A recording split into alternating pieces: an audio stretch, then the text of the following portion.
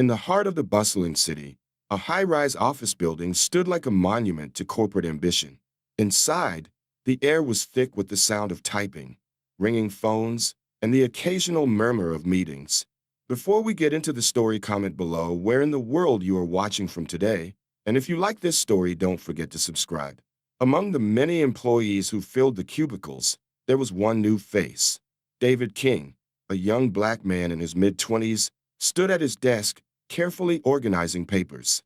His crisp white shirt and dark trousers gave him the appearance of someone determined to fit in, though his mind was elsewhere. Today, he was starting his first day as an accountant at a prestigious company, and the weight of his ambition was heavy on his shoulders. He knew that, for him, this job was more than just an opportunity to prove his skills.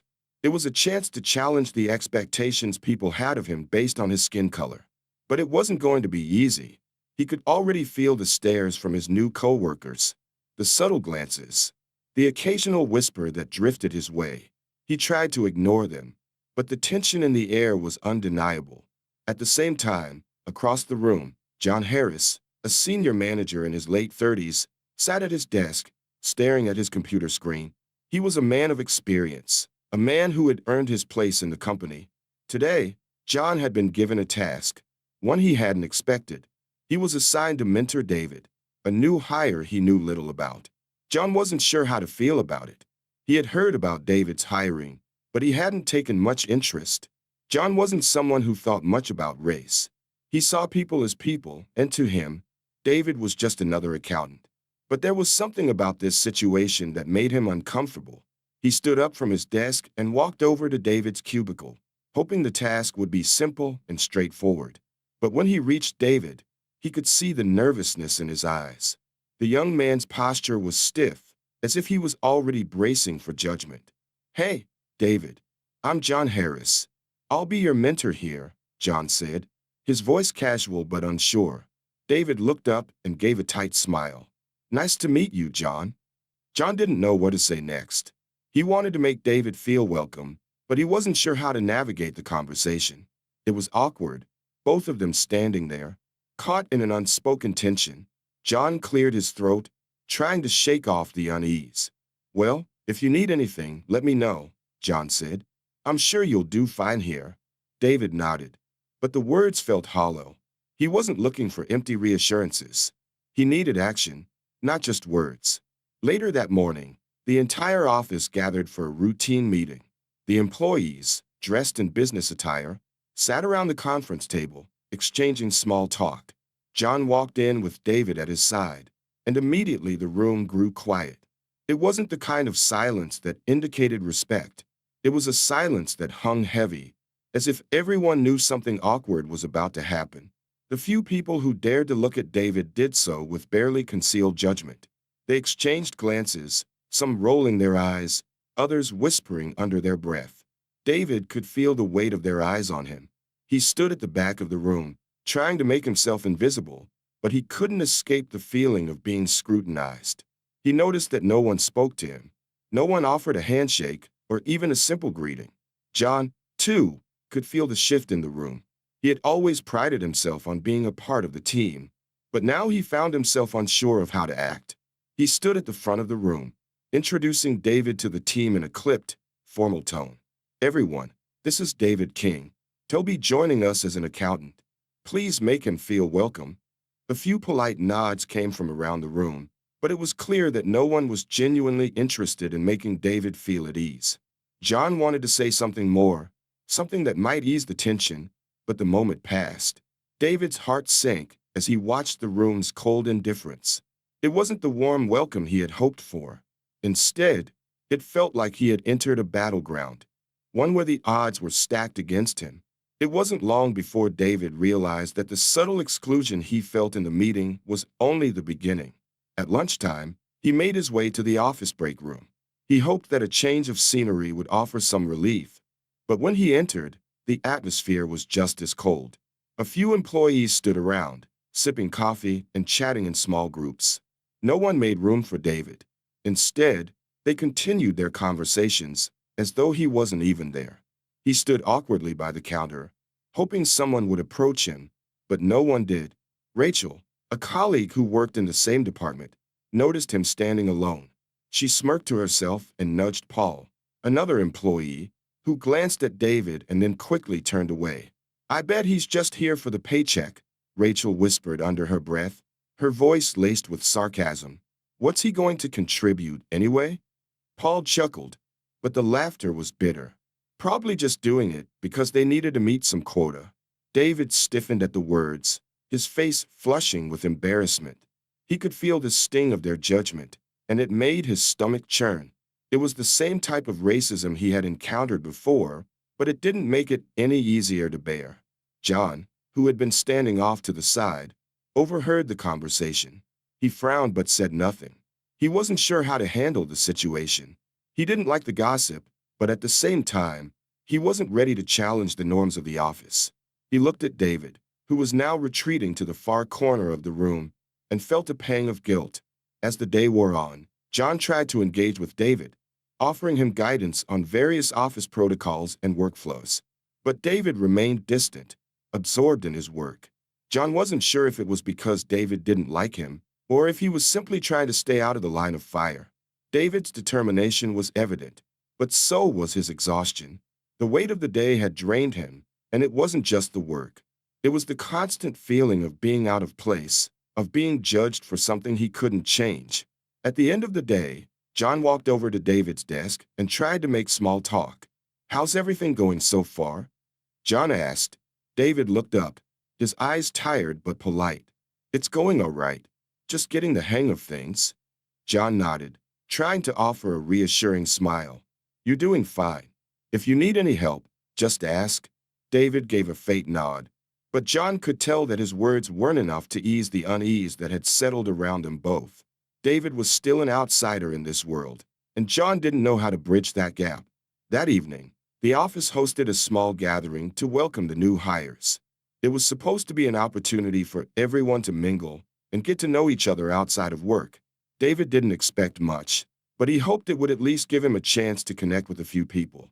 Unfortunately, the night unfolded just as he feared. People gathered in small groups, chatting and laughing, but David was left standing alone. No one approached him, and he quickly realized that the office culture wasn't about inclusion. It was about maintaining the status quo. John, who had been socializing with some of the senior staff, glanced over at David. He saw him standing by the snack table, awkwardly shifting from foot to foot. John's gaze lingered for a moment, and he felt the tug of guilt once again. But he didn't move. It was easier to stay within the safety of his own group. John met up with Rachel and Paul at a bar after work. He ordered a drink, his mind still preoccupied with the events of the day. He kept replaying the moment when David had been left alone in the break room, the subtle but clear exclusion. As they drank, Rachel and Paul laughed and joked about the new hires. "I don't know why they even bother," Rachel said. "If we want diversity, we should at least get someone qualified." John's discomfort grew, but he didn't know how to respond. He could feel his internal conflict building, but instead of speaking up, he just nodded along, unsure of how to change the conversation. The next morning, John walked with David down the hallway of the office. The building felt more isolating today than ever before. Employees who passed them seemed to deliberately avoid eye contact with David.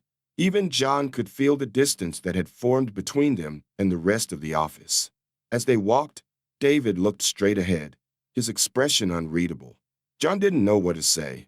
He was beginning to see how deeply ingrained the office's prejudices were, but he wasn't sure how to change them. Later that afternoon, John stayed late to finish some work.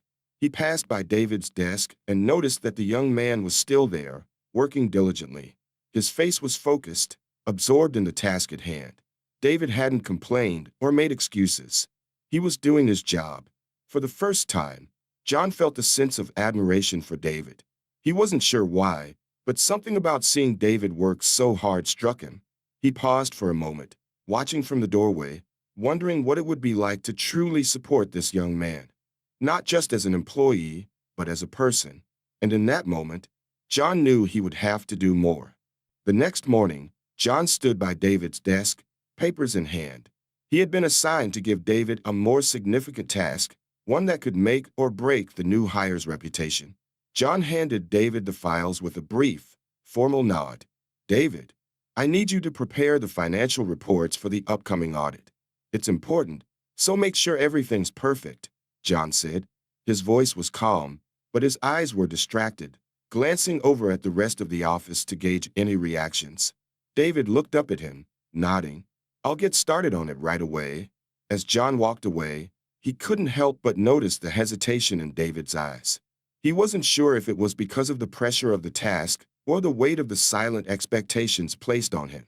David, after all, wasn't just tasked with doing his job.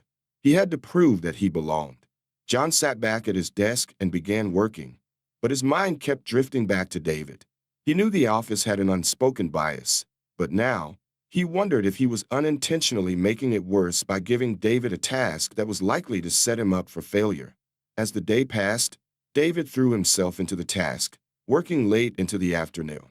But the work environment was far from supportive. Whispers and glances from around the office made it clear. David wasn't being judged for his work. He was being judged for who he was. Rachel and Paul, sitting across from David, exchanged mocking glances. They whispered loudly enough for him to hear. Think he can even handle the audit? Rachel sneered, loud enough for David to hear. Probably needs help from one of the senior guys.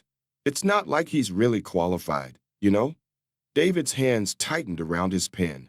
He tried to concentrate on the task before him, but it was difficult to ignore the mocking voices that echoed in his mind. The weight of their assumptions crushed down on him. John, sitting at his desk, overheard the conversation. He frowned but didn't respond. He didn't know how to handle the situation without making things worse for David, or for himself. Later in the day, David tried to find a moment of respite. He grabbed a cup of coffee and walked to the break room, hoping to escape the tension. But once again, he was met with silence. The break room, which should have been a place of comfort, felt like another battlefield. John, who had followed him into the break room, noticed David standing alone by the coffee machine.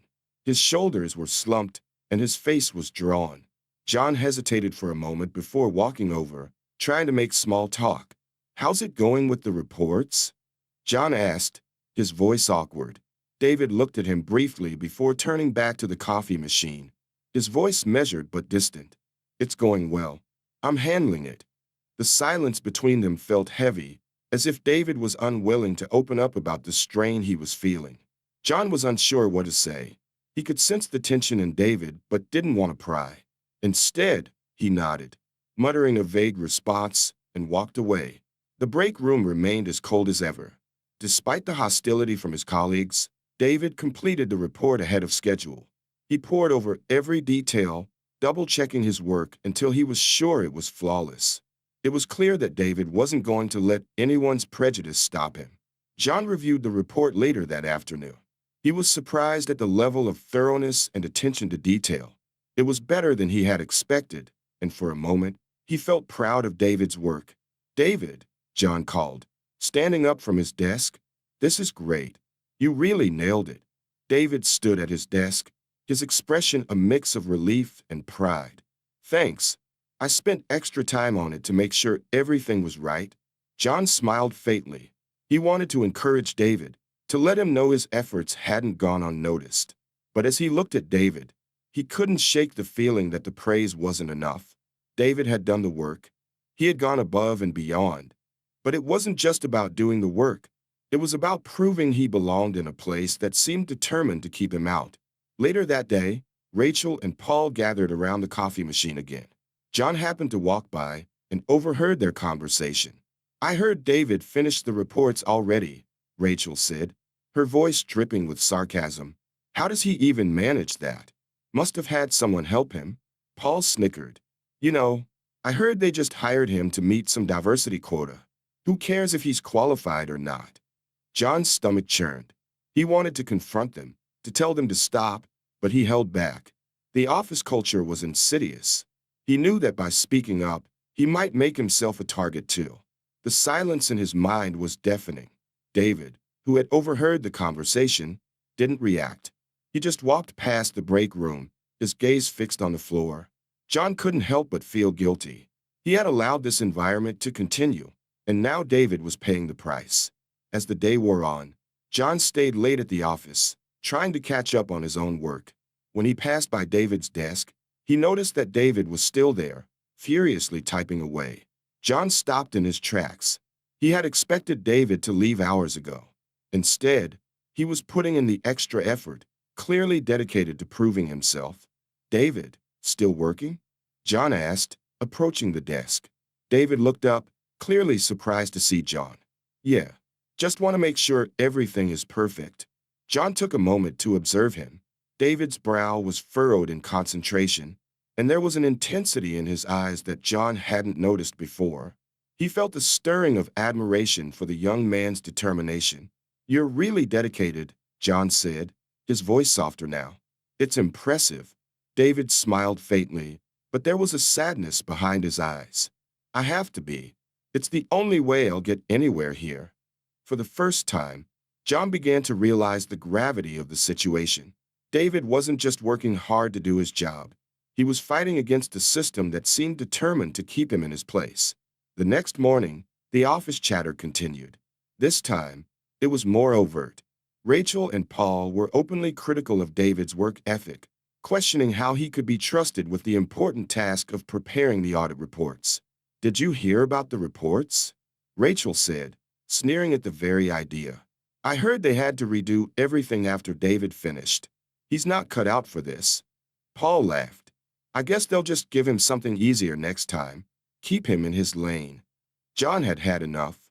He stood up from his desk, his jaw clenched. He walked over to their cluster of gossipers, determined to make a stand. "That's enough," he said firmly, his voice cutting through their conversation. "I've been reviewing David's work, and it's excellent. Stop making these assumptions." Rachel looked at him, surprised, and Paul sneered. "What's the matter, John? Are you just defending him because you're his mentor?" John stood his ground. "No, I'm defending him because he's earned it. And if you can't respect that, maybe you should reconsider your position here." There was an awkward silence. No one said anything, but the message had been made clear. John wasn't going to tolerate the racism any longer. After the confrontation, John returned to his office, his mind racing. He had stood up for David, but he was also aware of the consequences. By speaking out, he had created a rift with some of his colleagues. The comfort of silence was gone, and he wondered if he had made a mistake. David, meanwhile, had taken note of John's defense. Though he didn't say anything, he felt a flicker of hope. Maybe, just maybe, John was beginning to see him as more than just the token hire. But John's internal struggle was far from over. He still wasn't sure how to navigate the complex dynamics of race and inclusion in the office. But one thing was clear. The fight for David's respect was just beginning. It was another busy morning in the office when John called David into his office. The air felt thick with expectation as John handed him a new set of tasks. This time, it was a high-profile project involving a major client, the kind of task that could make or break someone's career. "David, I've got a new project for you," John said, his voice firm but encouraging. "It's a big one, and I think you're ready for it. But I need you to handle it on your own. No shortcuts." David took the folder from John's hands, nodding. He had heard about the project. It was a critical one for the company, one that would be discussed in boardrooms. The weight of it pressed down on him. It wasn't just about doing a good job anymore. It was about proving that someone like him could succeed in this environment. "I won't let you down," David said quietly, his voice tinged with determination. As David turned to leave, John paused for a moment, wondering if he had pushed David too hard. It was a gamble. No one knew the real challenges David would face. John knew that David's success would be seen as a statement about his ability to rise above the prejudice that existed in the office. A few days later, David was deep into the project, working long hours to ensure that everything was perfect. But the weight of the office's cold reception was taking its toll. One morning, John passed by David's desk and noticed how tense he looked. "David," John said, walking up to him, "how's everything going with the project? You're looking a little stressed." David didn't immediately respond. He kept his gaze on his screen, typing quickly, as though trying to bury his emotions. But after a long silence, he finally spoke, his voice cracking slightly. "It's fine," David said, his words hollow. I'm just trying to make sure everything's right. John could sense that something was wrong. He leaned against David's desk, not wanting to push too hard, but also wanting to offer help. Talk to me, David. I know this project's important, but I can't help if I don't know what's going on. David paused, his fingers stilling on the keyboard. He looked up at John, the weight of everything finally breaking through. It's not just the project. It's the way people look at me, like I don't belong here. It's like I have to prove myself every day, not just as an employee, but as a person. And I'm so tired of it. John's heart sank. He had never fully understood the burden David carried, not until now. The realization hit him hard that the burden wasn't just about doing the work. It was about surviving in a space where every move was scrutinized, where even his best efforts were questioned. I'm sorry, John said, his voice softer than before. I didn't know you were feeling this way. David looked at him, his eyes filled with a mixture of exhaustion and guarded hope. It's not your fault, but it's hard. It's hard to show up every day when you know people already think you can't do it. I just need a chance. John was speechless for a moment, realizing that the chance David needed wasn't just a promotion or a big project. It was a sense of belonging. I'll make sure they know what you're capable of, John promised, his voice filled with a new sense of resolve. But you're not alone in this. A few days later, John called a private meeting with Rachel and Paul. He had overheard their whispers once again, and this time, he knew he couldn't stay silent. They needed to understand the gravity of what they were doing. Rachel, Paul, can I talk to you for a minute? John asked, his voice firm. The two exchanged surprised glances, but followed him into a small conference room. John closed the door behind them and turned to face them. I've been hearing things, John began, and I want to be clear. What you've been saying about David is not acceptable. Rachel crossed her arms, her face stubborn. What's the problem, John? We're just telling the truth. He's not qualified for these kinds of tasks. We're just being honest. John's jaw tightened, but he kept his composure. It's not about honesty. It's about respect. You think David doesn't deserve this project just because of who he is, but you're wrong. He's worked harder than anyone else in this office. And frankly, I'm tired of hearing this kind of talk. Paul shifted uncomfortably but didn't speak. Rachel, however, looked defiant. We're just worried he's not up to it. Well, I'm his mentor, and I've seen the work he's done, John replied firmly, and I won't let you undermine him anymore. Understand? There was a long silence. Rachel and Paul exchanged uncomfortable glances, but neither of them dared to argue further. John stood his ground, his words hanging in the air, a challenge that couldn't be ignored. That afternoon, John sought out David in the break room. He found him sitting alone, a faraway look in his eyes as he stared out the window. David, John said, walking up to him, can we talk for a minute? David looked up, surprised but nodded. John sat down beside him, his face serious. I just wanted to apologize for not speaking up sooner. I know things haven't been easy for you here, and I should have done more. But I'm going to change that. I'll be your ally in this, and I won't let them treat you like this anymore. David looked at him, his eyes filled with a mixture of surprise and something else, maybe hope, or maybe disbelief. Thanks, John. I don't know what to say. You don't have to say anything, John replied. Just know that I've got your back, and you're more than capable of handling this job. I believe in you. David smiled faintly, the weight in his eyes lifting slightly. That means a lot. I didn't expect this, but I appreciate it. For the first time since joining the company, David felt like someone had finally seen him for who he truly was. Not just the new hire, not just the black man in the office, but as a competent, capable individual. John's words weren't a solution to everything, but they were a start. As John and David's friendship began to grow, so did the backlash from other employees. Rachel, Paul, and others in the office began to make their feelings known. It wasn't as overt as before, but the tension was undeniable. During lunch breaks, whispers spread about John and David's growing bond. The colleagues who had once ignored David now began to cast judgment on him for getting special treatment. John was no longer immune to the undercurrent of discontent that swirled around him. One afternoon, as John and David sat together in the break room, Paul walked in and shot them both a pointed glance. "You think you've fixed things, huh?" Paul sneered, his tone laced with resentment. "You're still just doing damage control. People like him don't belong here." David's face tightened, but he didn't respond. He wasn't about to let Paul provoke him into another argument. John, however, stood up, his chair scraping loudly against the floor. "That's enough, Paul. If you can't be professional, maybe it's time for you to take a step back. And for the record, David does belong here." There was a charged silence in the room, and Paul huffed, muttering under his breath as he stormed out. John sat back down, looking at David. "I'm not going to let this office drive you out. You belong here, and I'll make sure you know it." David's lips twitched into a small smile, though his eyes were still guarded. "Thanks. I appreciate it." But the truth was, despite John's support, David still felt isolated.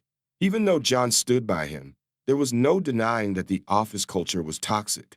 People avoided him during meetings, and though the conversations had shifted slightly, the whispers had not stopped. David sat alone in the break room again, surrounded by the hum of indifferent chatter. He couldn't shake the feeling that he was being watched, judged for things that had nothing to do with his ability to do his job. John walked in, seeing David sitting alone as usual. He felt the same pang of guilt he had felt earlier, but this time, it was different. He understood now. He wasn't just defending David in front of others. He was going to continue to challenge the system, no matter how difficult it became. "David," John said softly, walking over to his table, "you don't have to sit here alone, you know. You're not alone in this fight." David looked up at him, his eyes tired but grateful. For the first time, there was a spark of hope in his eyes. "Thanks, John. I think I'm starting to believe you." A week had passed since John's confrontation with Rachel and Paul, and the tension in the office was still palpable. But as the days dragged on, John noticed a subtle change in the atmosphere. People were starting to take David's work more seriously. Even the few employees who had been the loudest in their objections to his presence now seemed to begrudgingly acknowledge his competence. John sat at his desk, reviewing a project proposal, when David walked in with a stack of documents in hand. "Morning, John," David said, his voice steady and calm. He placed the papers down on John's desk and looked at him expectantly.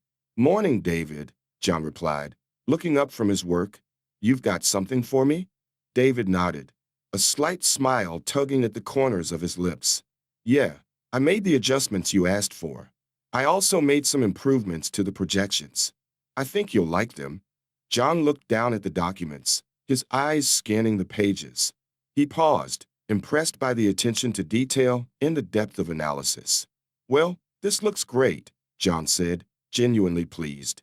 "You've really done well with this. Keep up the good work." David's smile widened, though it was modest.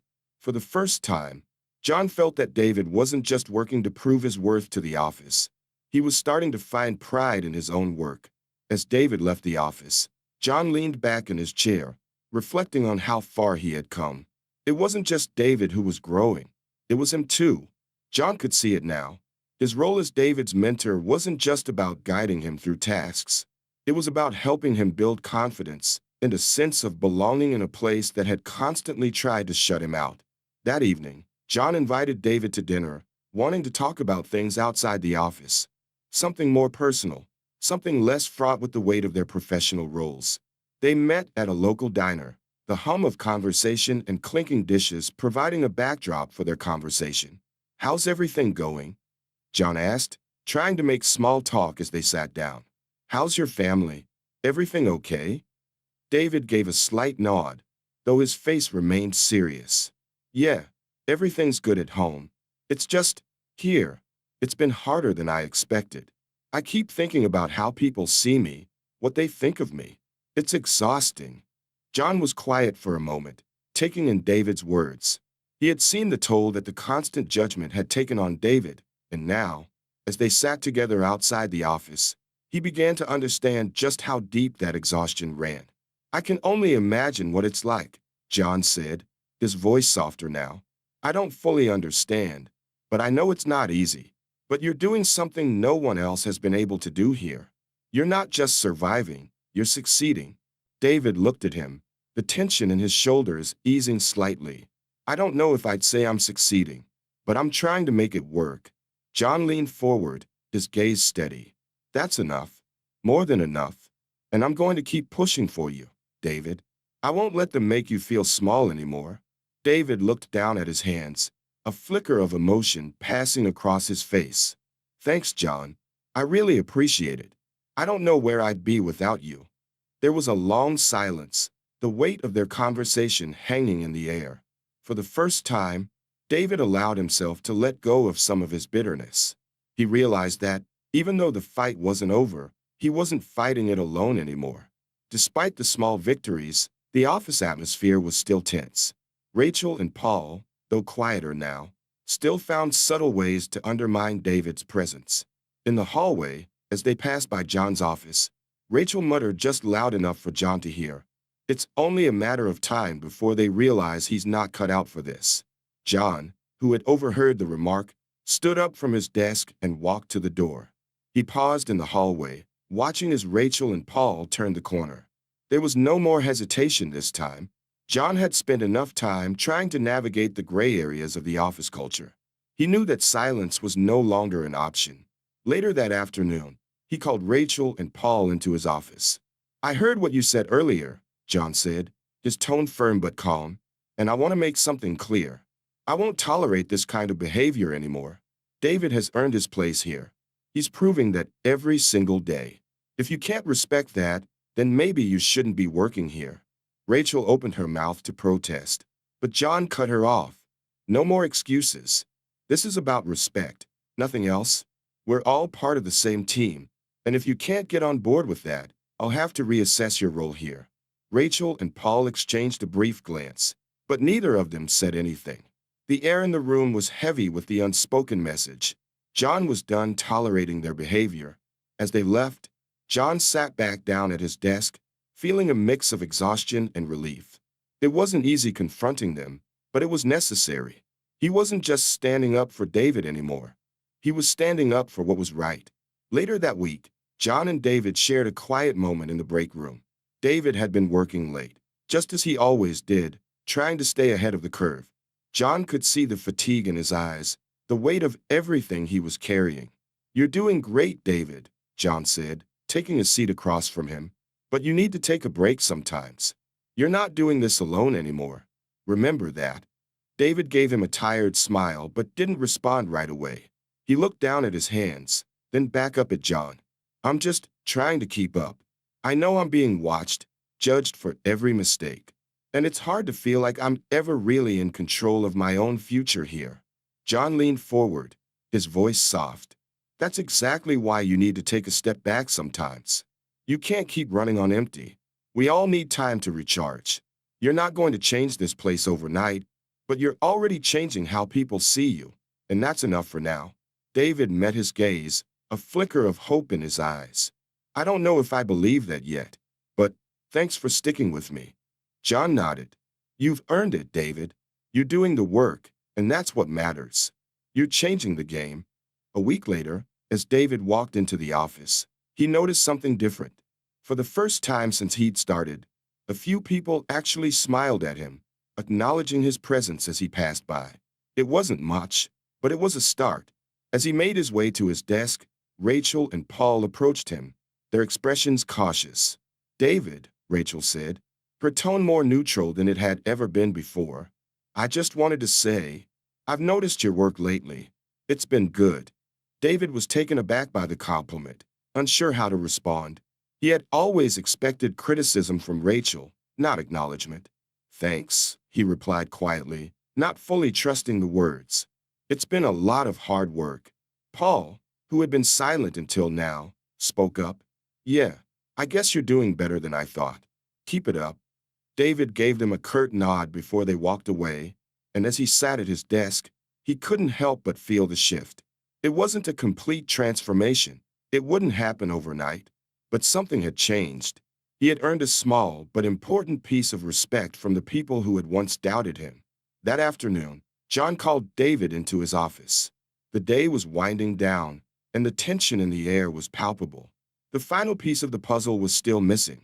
The bigger project that would prove once and for all that David belonged in the office.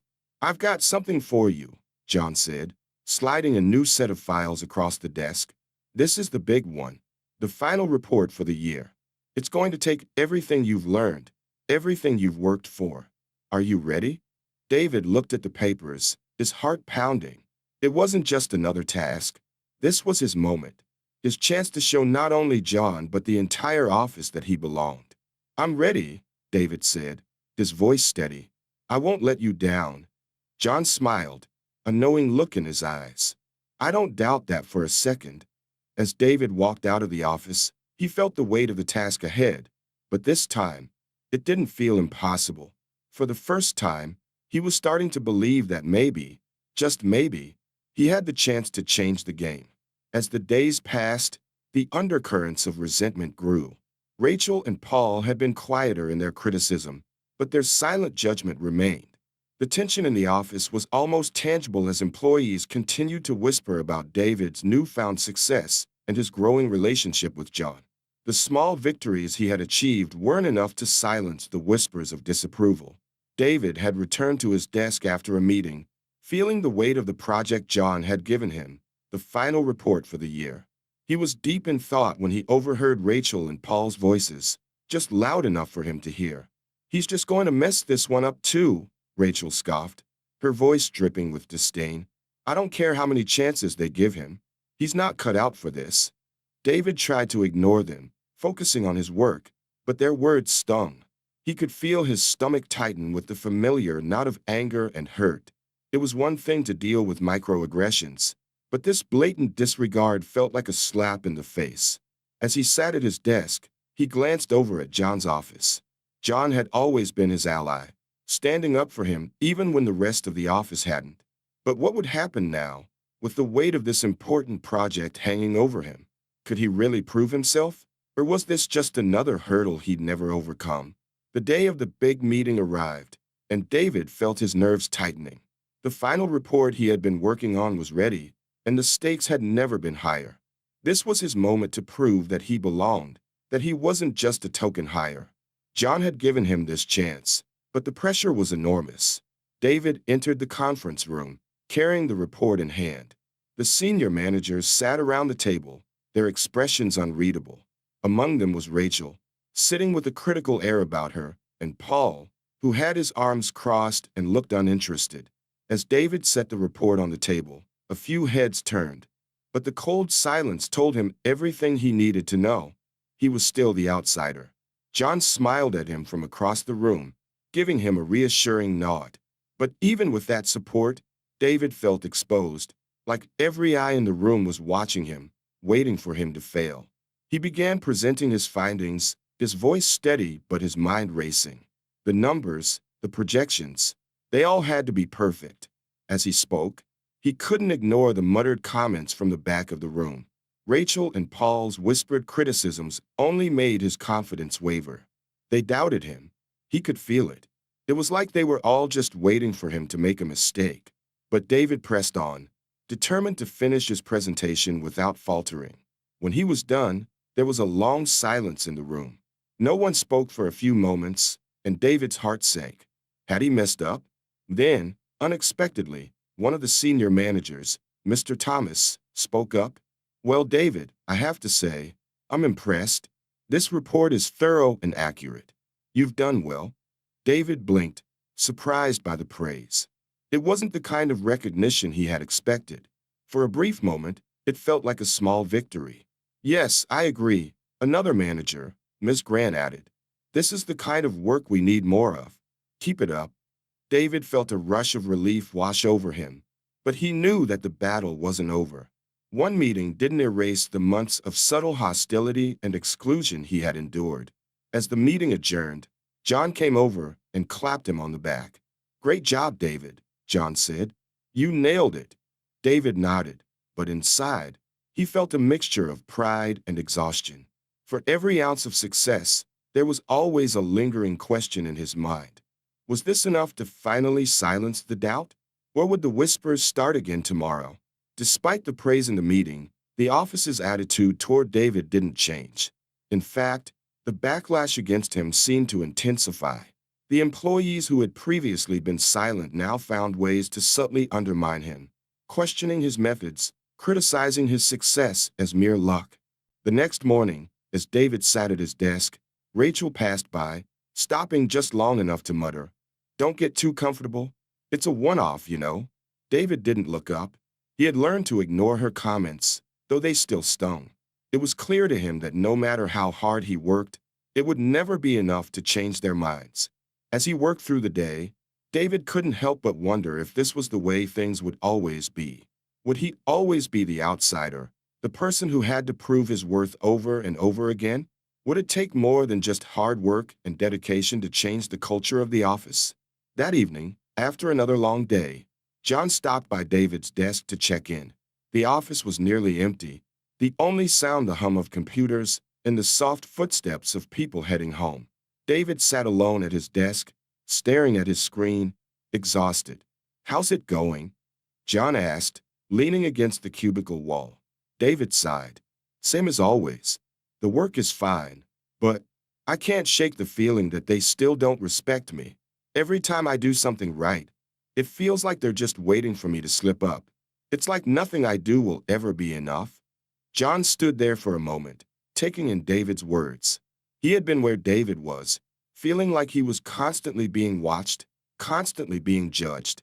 But he had never had to deal with the level of resistance that David faced. "You're doing fine," John said finally. "Better than fine. You just have to ignore the noise, David. The people who doubt you, who undermine you, they don't matter. You matter. And you're proving that every day." David looked up, meeting John's gaze. For the first time in a long while, he felt a flicker of hope. "I don't know how much longer I can keep doing this," David admitted. "It's exhausting." "I know," John said, his voice soft, "but you're not alone in this anymore. I'm here, and I'm going to make sure you get the recognition you deserve. You've earned it, David." David nodded slowly, feeling the weight of those words. It wasn't much, but it was enough to keep him going. For now, he just needed to take things one day at a time. As the days went on, Rachel continued to find ways to challenge David's presence in the office. One morning, she cornered him in the hallway, her eyes narrowed. "You think you've won," Rachel said, her tone venomous. "But you haven't. They'll see through you eventually. You're just here because they needed someone to fill a quota, and once they realize that, you're out." David stopped in his tracks, his blood running cold. He had heard it all before. The suggestion that his success was nothing but a result of affirmative action, that he didn't truly belong. But something inside him snapped. He was done letting her words control him. "Maybe that's what you think," David said, his voice low but firm. "But I'm here because I've earned my place. And you can keep telling yourself whatever you want, but I'm not going anywhere." Rachel's lips curled into a sneer, but she said nothing more. She walked away, her heels clicking sharply against the floor, but David didn't care. He had stood up for himself. For once, he wasn't going to let someone else's prejudice define him. As the week drew to a close, something shifted in the office. The whispers continued, but they were quieter now. David's success in the meeting and his unwavering determination had begun to wear down the resistance. The walls of prejudice had not fallen, but they had cracked. John watched as David worked late into the evening, reviewing a new set of reports. It was clear that the young man was still fighting. Fighting not just for his place in the office, but for his right to be seen as more than just a token hire. John knew the road ahead would be difficult, but he had never doubted David's ability to push through. As David closed his laptop and stood up to leave, John walked over to him. "You're doing great, David," John said, his voice sincere. "You've already changed a lot of minds here, and you're only just getting started." David smiled, exhaustion etched into his face, but a spark of something new in his eyes. "Thanks, John. I couldn't do it without you." John watched him walk out of the office, knowing that this was just the beginning. The fight wasn't over yet, but David had proven something to everyone, and to himself. He was here to stay. Weeks passed, and David's role in the office continued to evolve. The atmosphere was still tense, but there was a new sense of quiet respect growing around him. It wasn't universal, There were still those who tried to undermine his every move, but things were slowly changing. The work spoke for itself, and David was finally starting to feel like he was making real progress. One morning, as David sat at his desk, reviewing a financial projection for a new client, he heard someone approach. He looked up, and to his surprise, it was Miss Grant, one of the senior managers who had previously seemed indifferent to him. "David," Miss Grant said, her voice formal but not unfriendly, "I've been reviewing your recent reports. You're doing good work. In fact, I'd like you to take the lead on the new project with the Peterson account. I think you're ready for it." David blinked, surprised. Really? I wasn't expecting." Miss Grant held up a hand to stop him. "You've earned it. I've been keeping an eye on your performance, and you're proving yourself. Don't doubt that." David felt a surge of pride, but there was also a deep sense of disbelief. This wasn't just about getting a new project. It was a recognition of his competence, his abilities, and his worth. Miss Grant had been one of the skeptics, someone who had kept her distance. And now, she was offering him a chance that could take his career to the next level. "Thank you," David said, his voice sincere. "I won't let you down." As Miss Grant walked away, David let out a breath he hadn't realized he was holding. It wasn't just the approval.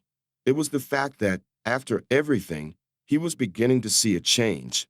His work was speaking louder than the prejudice that still lingered in the office. The Peterson account was a big deal, and David knew the stakes were higher than ever. He had the lead on this project, and it was a make-or-break opportunity to prove that he wasn't just a token hire.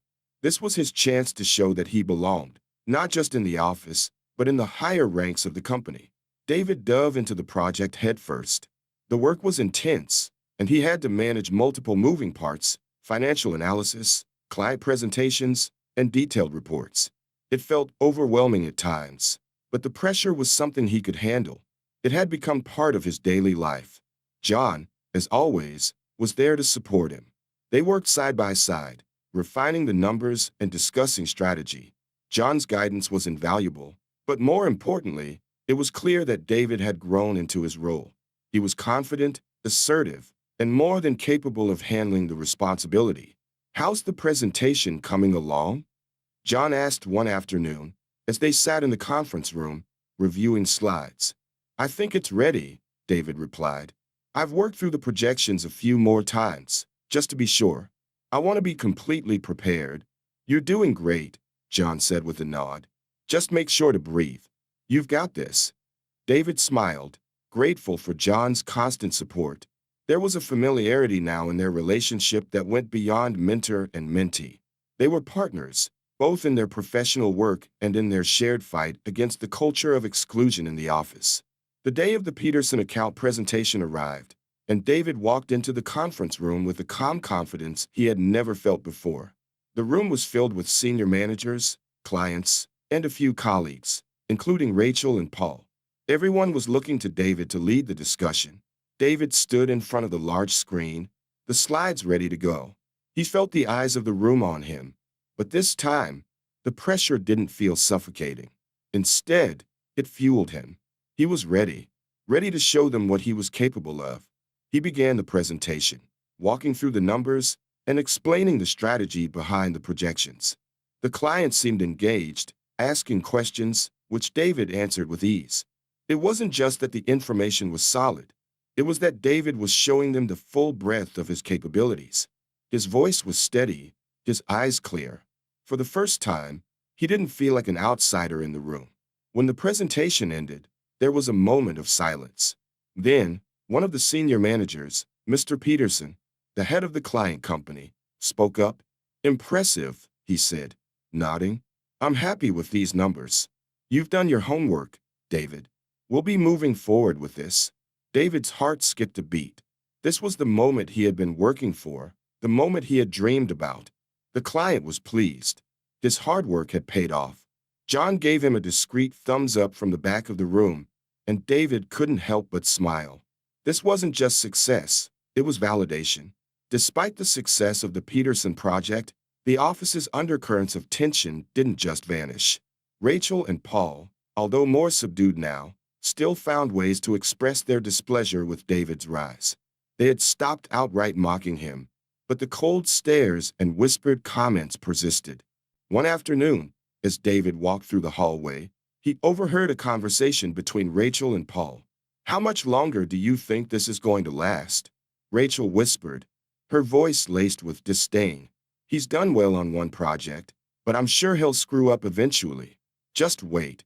David froze, his back to them, but he didn't turn around. He knew they were talking about him, and the bitterness in their voices was impossible to ignore. But this time, instead of anger, David felt something else, an almost serene confidence. It didn't matter what Rachel and Paul said. He was going to keep doing his job, keep proving himself, and keep showing them that he belonged here. He turned the corner and walked into his office, his mind focused on the work ahead. The following evening, after another long day, John stopped by David's desk.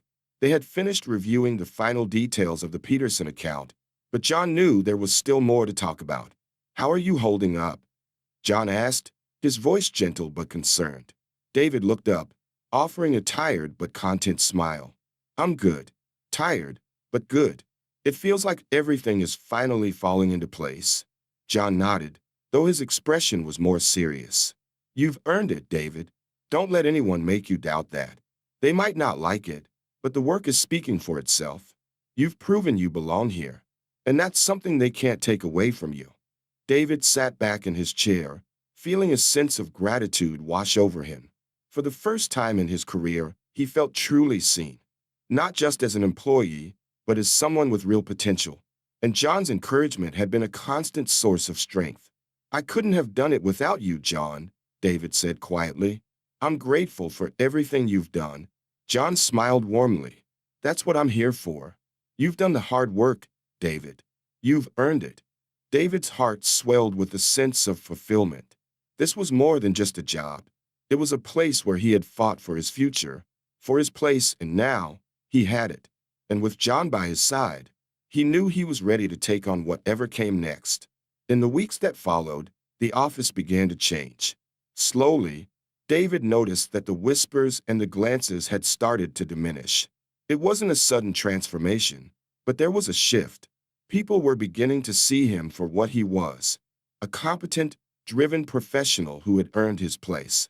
One afternoon, as David passed by the break room, he saw Rachel and Paul talking. They didn't stop him or exchange pointed glances. Instead, they nodded at him as he walked past. It wasn't a friendship, but it was a sign of respect. They had stopped seeing him as an outsider. David felt a sense of pride, but more than that, he felt relief. It wasn't over yet. He knew that. But for the first time, he felt like he had truly broken through. As he sat at his desk, reviewing new financial projections, David allowed himself a brief moment to reflect. He had fought for this. He had proven himself. And with every step, he was carving out a future for himself, one where he didn't have to prove his worth anymore. It was no longer about fitting in. It was about belonging. The days following the Peterson account success were filled with optimism and a sense of forward momentum.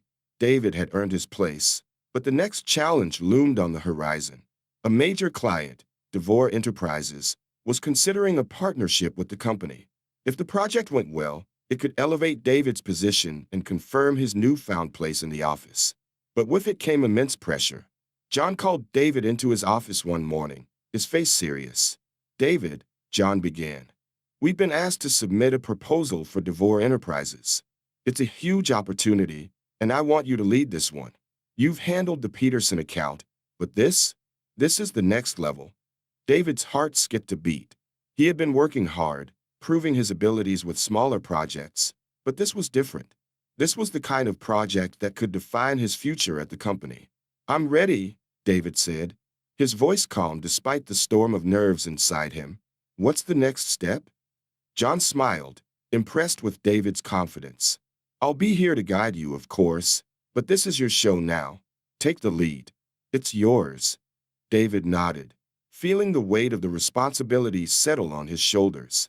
This was the moment he had been waiting for, but it also meant putting everything he had worked for to the ultimate test. The proposal for DeVore Enterprises was a complex task. David spent days poring over financial models, projections, and client needs. He worked tirelessly with his team, refining every detail. It was clear that this wasn't just about delivering numbers. It was about building a relationship with DeVore, showing them that his company was the right choice for their future. During the process, David found himself facing doubts. The pressure weighed heavily on him, and he couldn't help but feel the lingering eyes of his coworkers.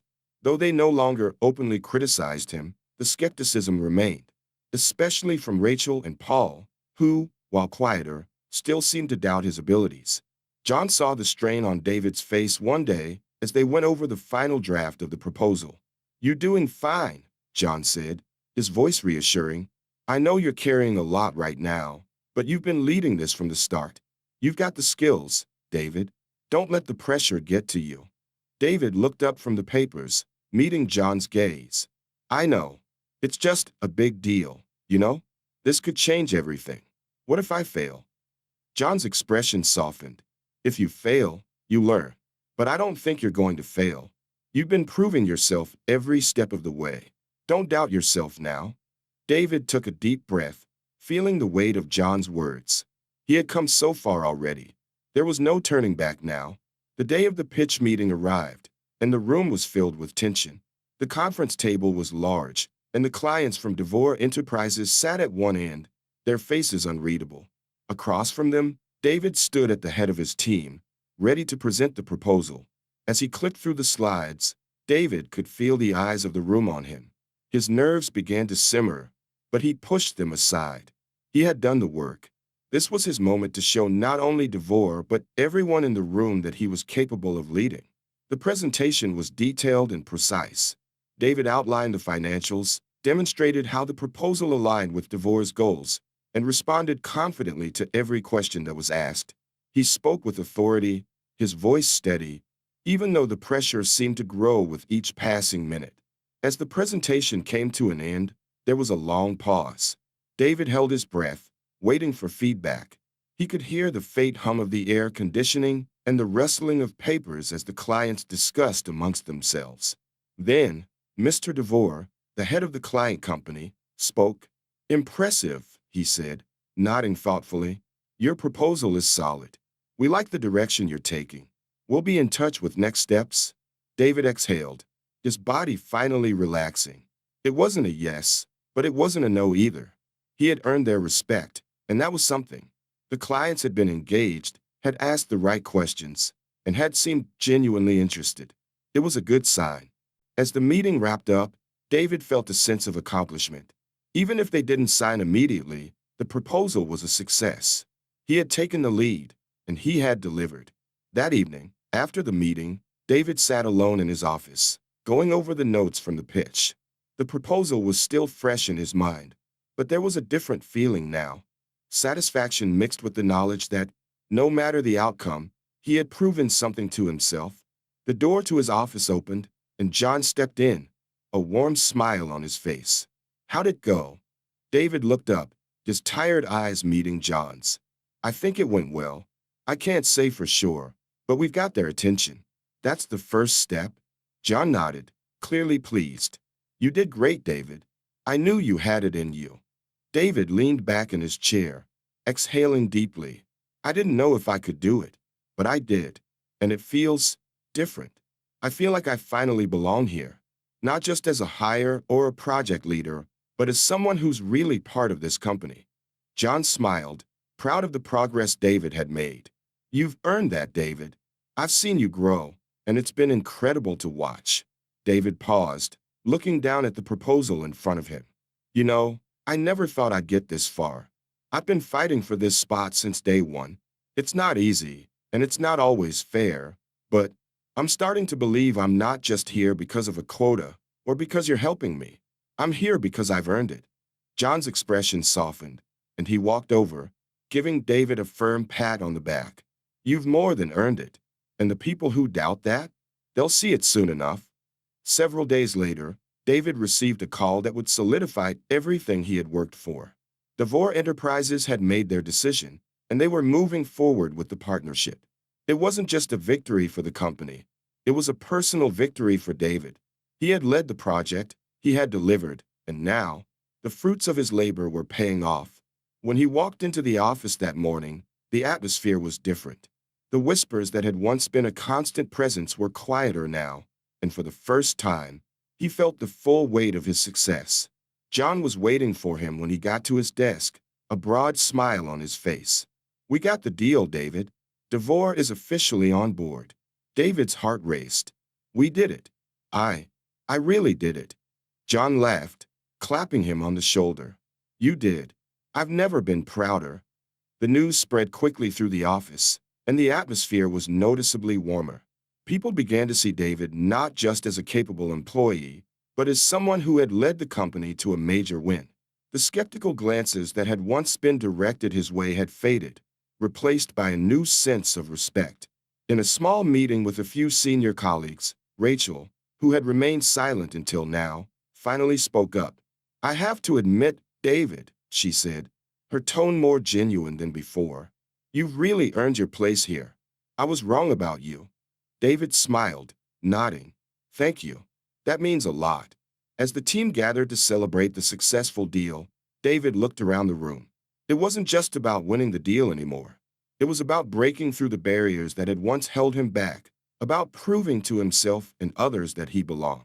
And as John clinked glasses with him in celebration, David realized that the journey wasn't over, but he was no longer just trying to fit in. He had arrived.